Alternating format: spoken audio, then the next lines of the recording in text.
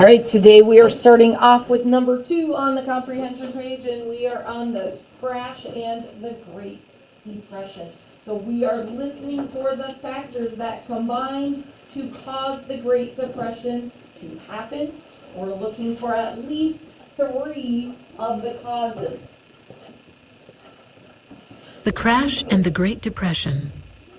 Some Americans in the late 1920s saw the stock market as a way to get rich quickly.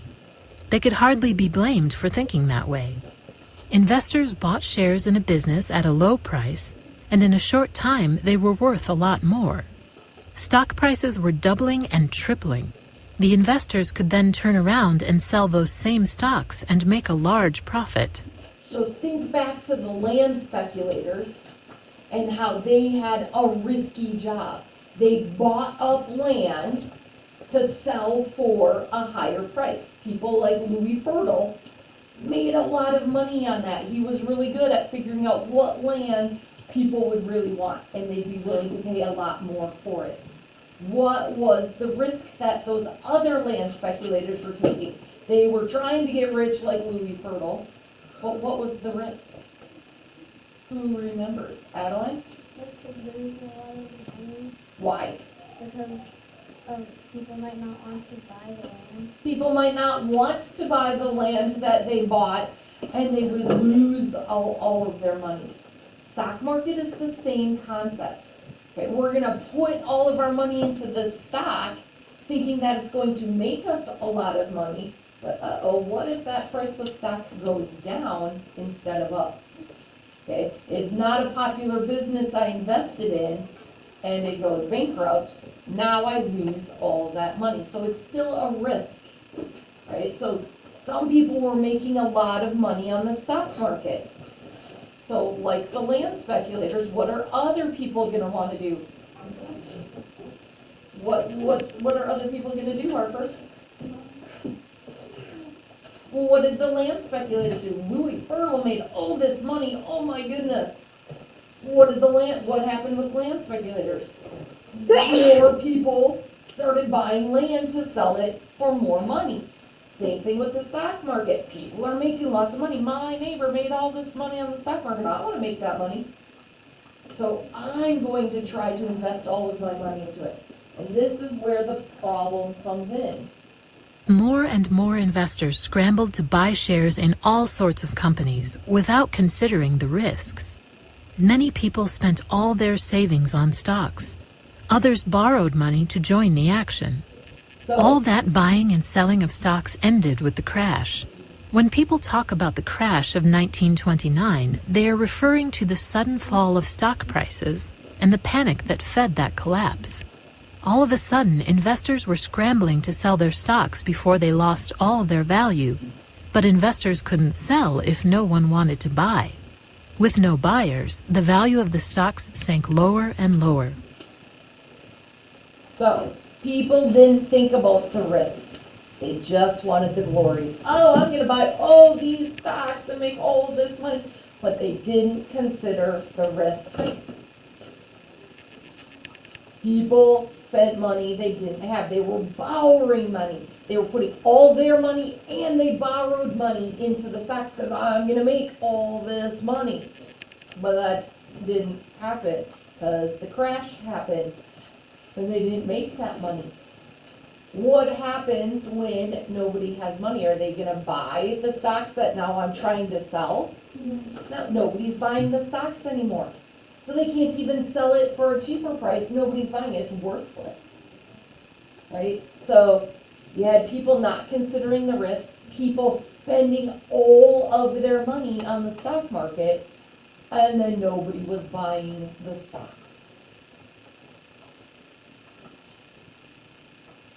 The crash brought on a nationwide economic crisis that we now call the Great Depression.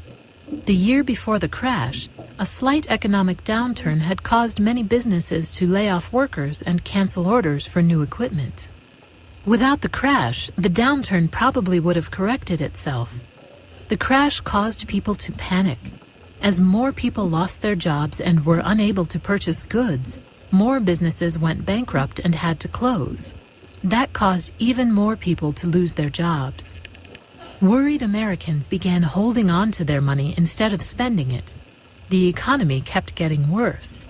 The Great Depression lasted for more than a decade, and it touched all Americans, rich, poor, and in between. So, starts off with, oh, there's a slight economic downturn. Okay? The economy ebbs and flows, right?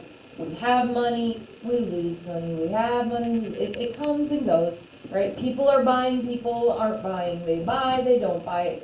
So there's a slight economic downturn, some companies needed to downsize, and it should pick back up. But instead of picking back up, people lost money on the stock market and they got scared. And they said, whoa, hold on, I don't wanna lose any more, I need to sell. And then everybody starts selling and nobody's buying and it starts crashing. And then people lose their jobs because the businesses don't have investors anymore. So people lose their jobs. They don't have money to buy products. So the businesses are losing money. So they are laying off more people. More people don't have money, they're not buying anything, so businesses are going bankrupt because nobody's buying their product, and it just spirals out of control. Adeline? Can the market crash be one of the factors for your question?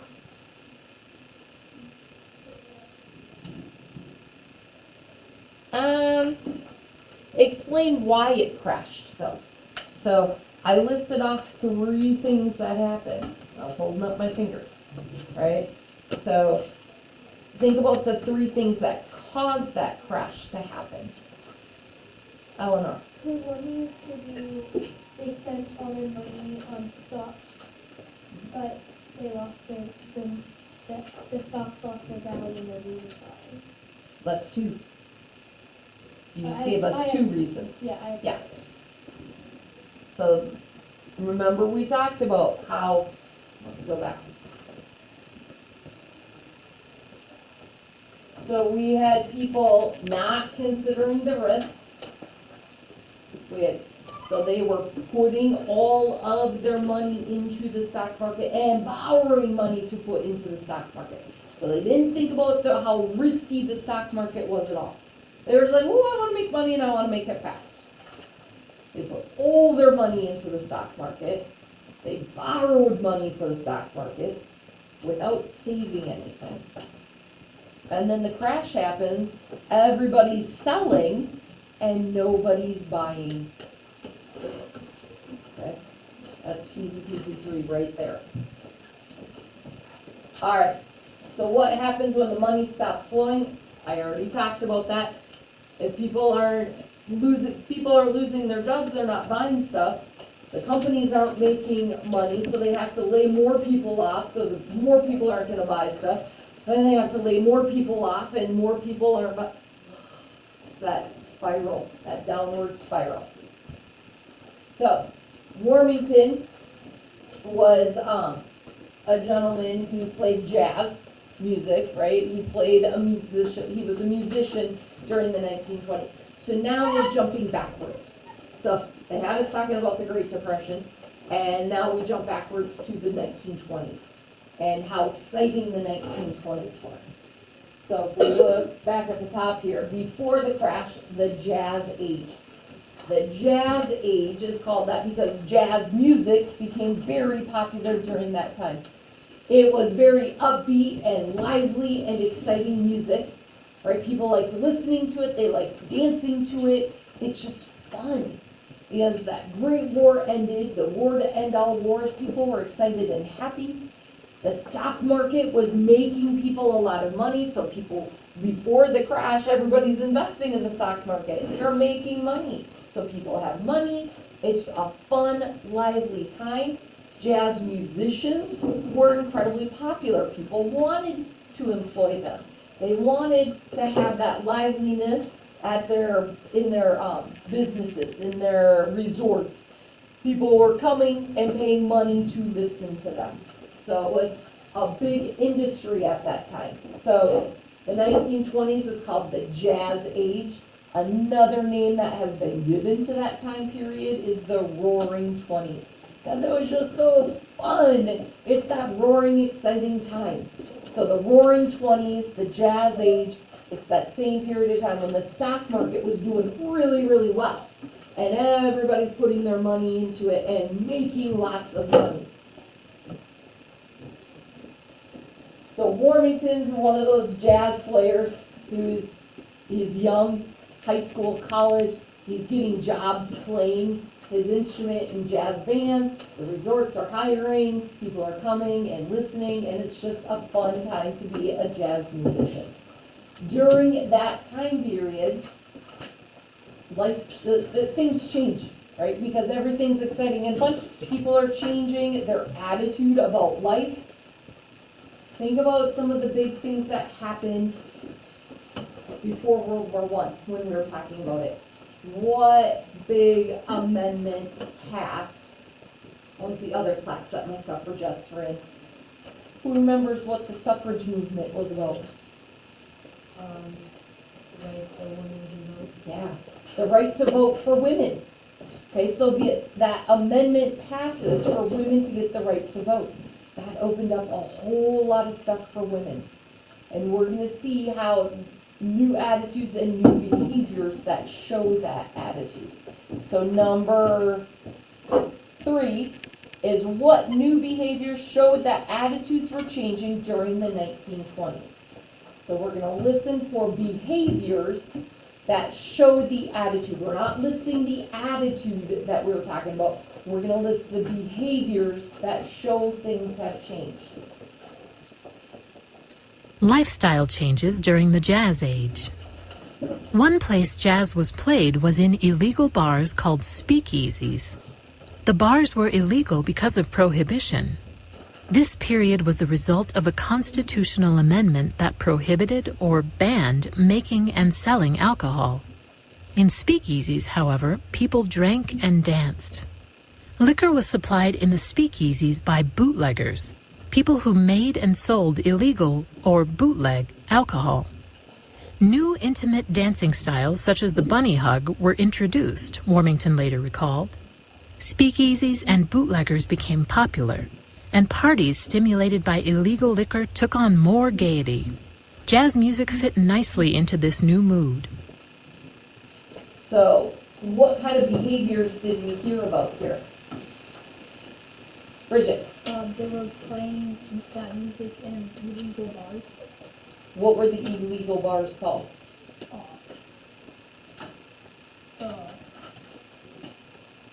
Like a music or something. Say it louder. Speakers. The speakeasies. So instead of calling it a bar, they called it a speakeasy. Speakeasies were very popular, right? Because prohibition is telling people you can't go and buy alcohol. No more. And people were saying we're adults. We know how to drink in moderation. We're okay with that. We can have a couple of drinks. You should not tell me I can't do it. It's not even you should not. They're saying, you can't tell me what to do. I know how to handle myself. So these speakeasies popped up. You would have to hear about it from a friend. And they would say, go to the corner of this street and this street, and the red door, you're gonna knock 3 times, and then somebody's gonna say, what's the password? And you have to tell them this password. And it changes every night, so you have to figure out what the password is in order to get in, because they wanna make sure that you're not a police officer coming to shut them down, right? So it was by word of mouth. Right? There wasn't a big sign saying, oh, come to this speakeasy, we've got this person playing their jazz music tonight. There weren't any signs advertising it. There were no papers advertising it because they didn't want the police to find out. So you'd knock on the door and they'd say, what's the password? And you'd say, whatever the password, some goofy phrase, right? That nobody else would be able to guess off the top of their head. And then they would let you come in and it was just, fun, and the fun jazz music is playing. So we've got people going to the speakeasies. That's a new behavior that shows that new attitude of people saying, ooh, I just want to go out and have some fun. You've got people listening to jazz music. That's a new behavior. Harper. My great his brother, I think, was a bootlegger. Yeah, we learned about that during your history, or your heritage project. Bootleggers are the people who said, this is going to be big business, I'm gonna make money. I know how to make moonshine. Moonshine is liquor that you make at your house, right? You make it in a barrel, right? It's not a big company that you're going through, you're making it on your own. And then they would transport it to different locations and sell it to the owners of the speakeasies. And make a lot of money, because not everybody had the equipment or the knowledge of how to make this moonshine, so it went for a lot of money. And the speakeasies would buy this illegal alcohol and pay good money to the bootleggers. So the bootleggers are making money, the speakeasies are making money, because people are coming there and buying their alcohol, right? So it's kind of fun, interesting family histories when we hear about stuff like that. Adeline? What if, like, people, like, figure out the passwords? They share it. So the owner says, okay, the password for tonight is going to be, what's a silly phrase? Chicken nugget. Chicken nuggets. Okay? I love my chicken nuggets, my chicken nuggies. So then I'm the owner, and I say, hey, Alex, spread the word. I love my chicken nuggies. And then Alex will go, ooh, listen, Liam, guess what the word is tonight? I love my chicken nuggies. And then Liam's gonna turn and he's gonna tell his friends, ooh, I love my chicken nuggets. Okay? That's how it's spread. It's spread by word of mouth.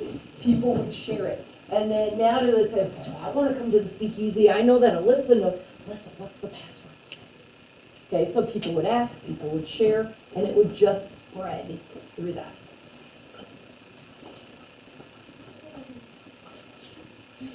All right, more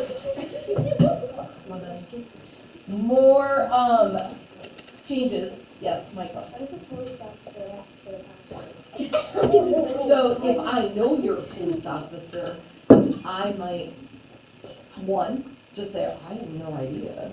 I don't go to those. Or I might make up something different. The chicken crossed the road.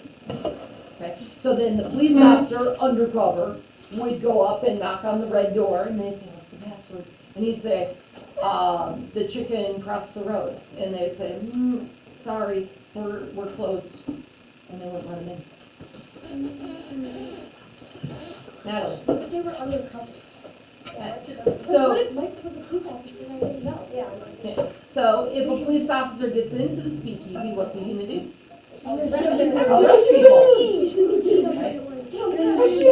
Okay, we gotta make through or it's homework. Women contributed to this new mood too.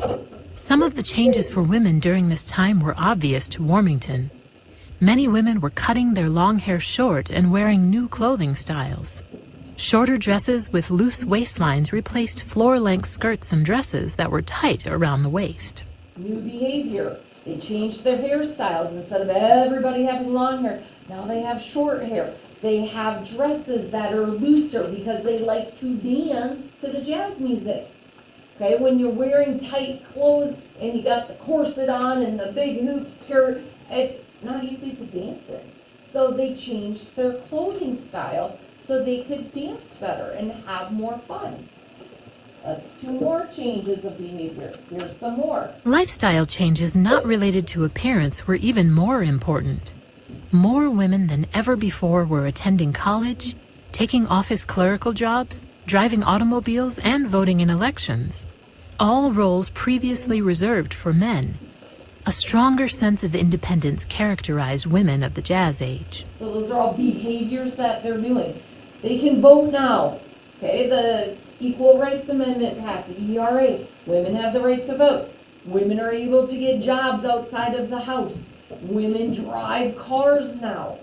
Women are going to college. Harper. How was you for that question? The question says, what new behaviors? So, 2, 3. You might have more. Okay.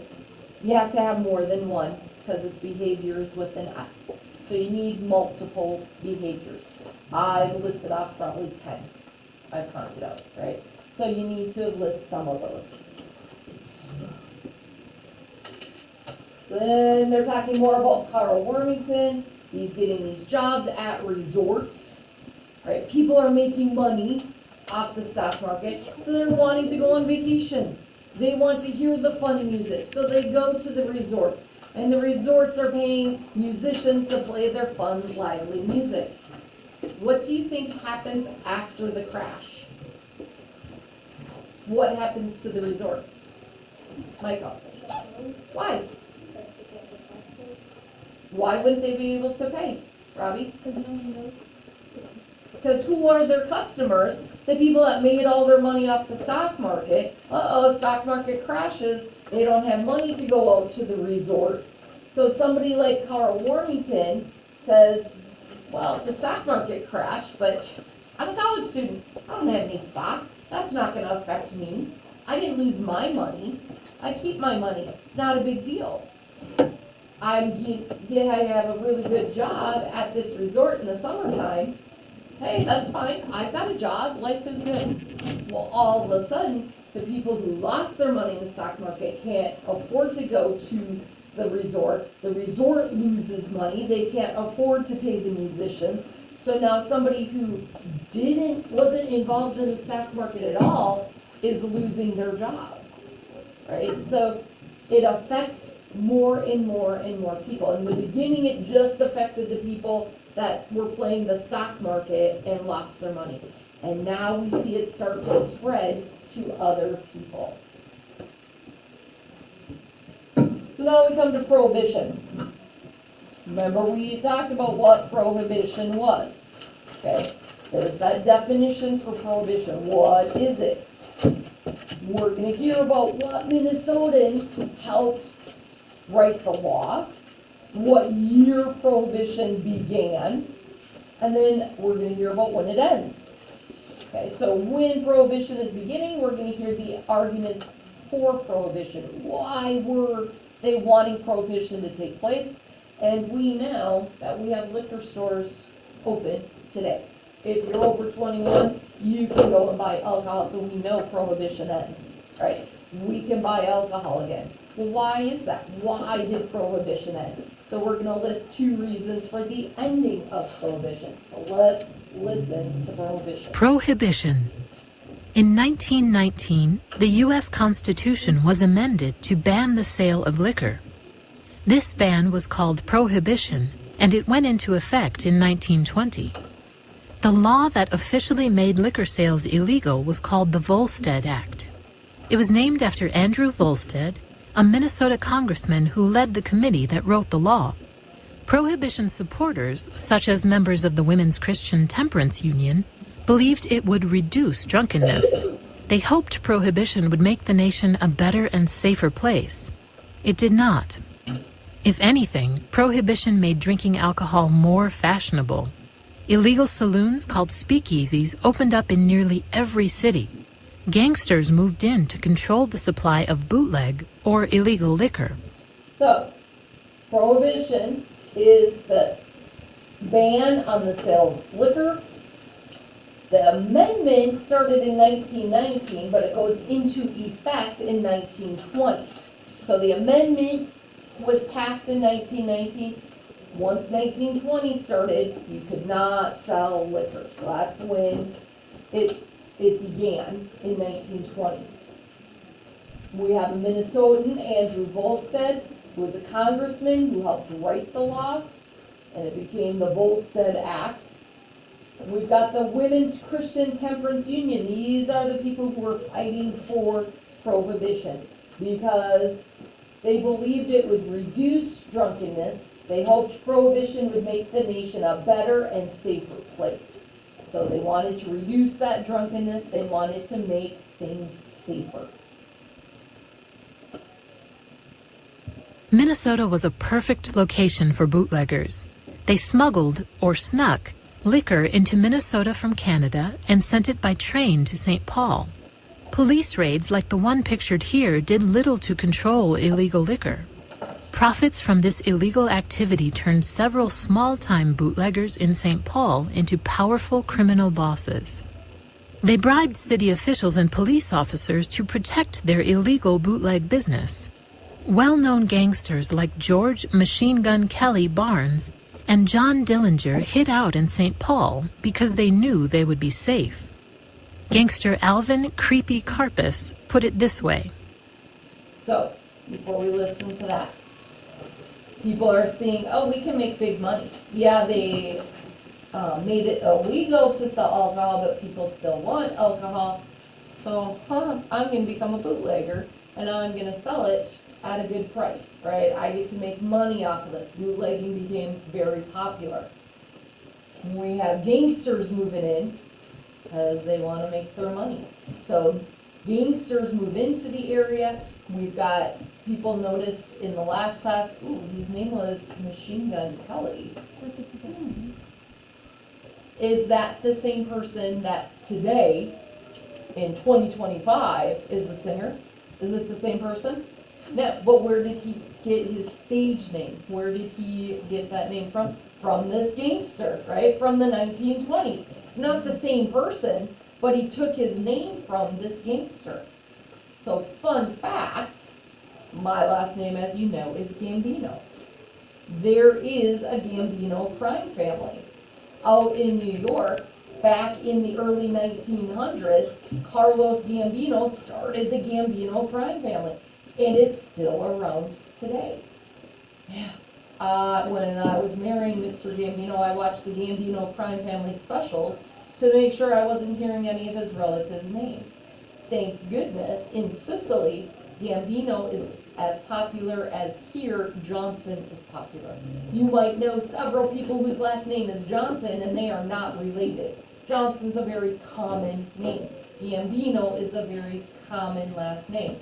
So Mr. Gambino is not actually related to the Gambino crime family, but it's just kind of fun to say. There is another popular singer called Childish Gambino. Anybody heard of Childish Gambino? Yeah. Do you think he's actually a part of the Gambino family? No. No. Well, where did he get his name from? From the Gambino crime family. So people take their name from other people, right? So Childish Gambino, not his real name. Machine Gun Kelly, not his real name. Yes. My great-great-grandpa worked for John Dillinger. Really? Ooh, that's a fun, interesting fact. Wait, what? His great-great-grandpa worked for John Dillinger. Cool. One of those gangsters. Just like Harper is saying, Shree has a distant relative who was a bootlegger. Yeah, there was a lot of shifty, shady stuff that happened back then because people were making money, because people would pay money for it. Of all the Midwest cities, the one that I knew best was St. Paul, and it was a crook's haven. Every criminal of any importance in the 1930s made his home at one time or another in St. Paul.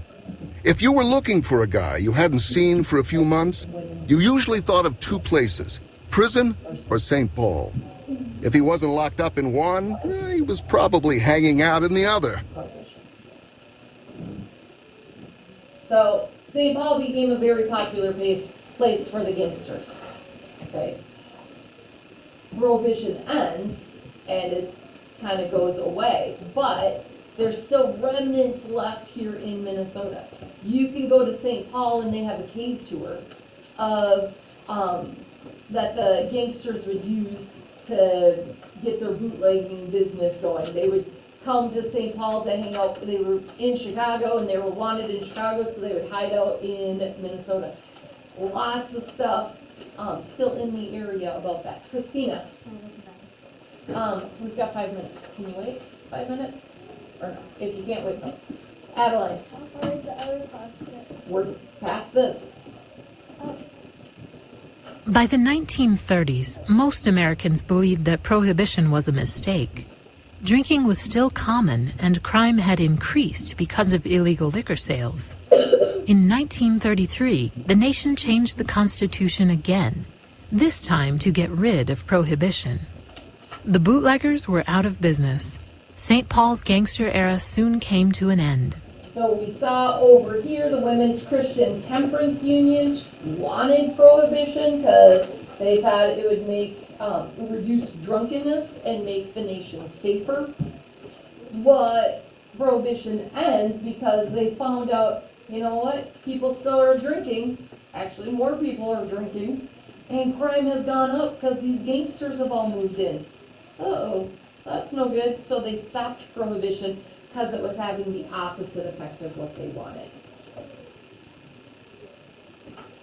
So, yesterday, we talked about the farmers during the 1920s.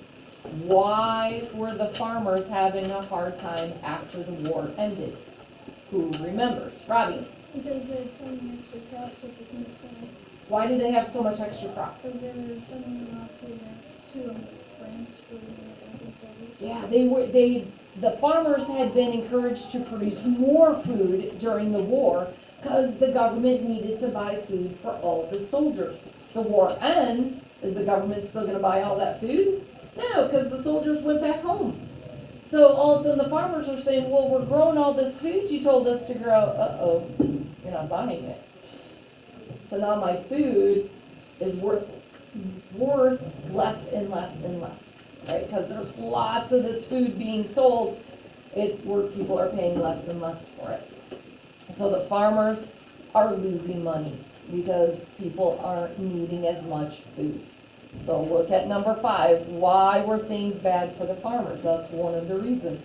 People weren't buying the food. People were having to find other things to do. So I'm gonna talk a little bit about how the farmers had to stop raising the crops and maybe turn to having a dairy farm, right? Let's raise cows instead of the food and we can sell the milk. So instead of doing what we've been doing and losing money, we're gonna change it up a little bit and use our land for something else.